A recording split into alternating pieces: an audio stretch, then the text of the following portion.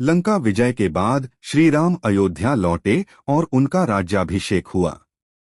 पूरा नगर आनंद में डूबा था, परंतु कुछ समय बाद प्रजा में सीता माता की पवित्रता को लेकर संदेह फैलने लगा।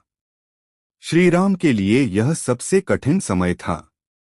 वे सीता से अत्यंत प्रेम करते थे, पर एक राजा के रूप में उन्हें राजधर्म निभाना था। भारी मन से उन्होंने सीता माता को वन में छोड़ने का निर्णय लिया। उस समय सीता गर्भवती थीं। लक्ष्मण उन्हें महर्षि वाल्मीकि के आश्रम के पास छोड़ आए। राम भीतर ही भीतर टूट गए, पर मौन रहे।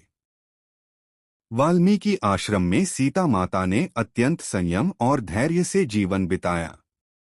वहीं उन्होंने एक तेजस्वी पुत्र को जन्म दिया, जिसका नाम लव रखा गया। लव का पालन पोषण वाल्मीकि जी के सानिध्य में हुआ। वे उसे वेद, शास्त्र, धनुर्विद्या और संगीत की शिक्षा देने लगे। लव संस्कारी, शांत और धर्मनिष्ठ बालक बना। एक दिन सीता माता स्नान करने गईं। उन्होंने लव को सुलाने के लिए पास में कुशा घास बिछा दी। सीता के तप, पवित्रता और ईश्वरीय इच्छा से उसी कुशा घास से एक और बालक प्रकट हुआ। महर्षि वाल्मीकि ने उसे देखकर कहा कि यह भी सीता का ही पुत्र है। उसका नाम कुश रखा गया। इस प्रकार लव और कुश दोनों एक साथ पले बढ़े। दोनों को समान प्रेम, समान शिक्षा और समान संस्कार मिले। समय बीतता गया। लवकुश युवा हुए और धनुर्विद्या में अत्यंत निपुण बन गए। महर्षि वाल्मीकि ने उन्हें स्वयं रचित रामायण की शिक्षा दी।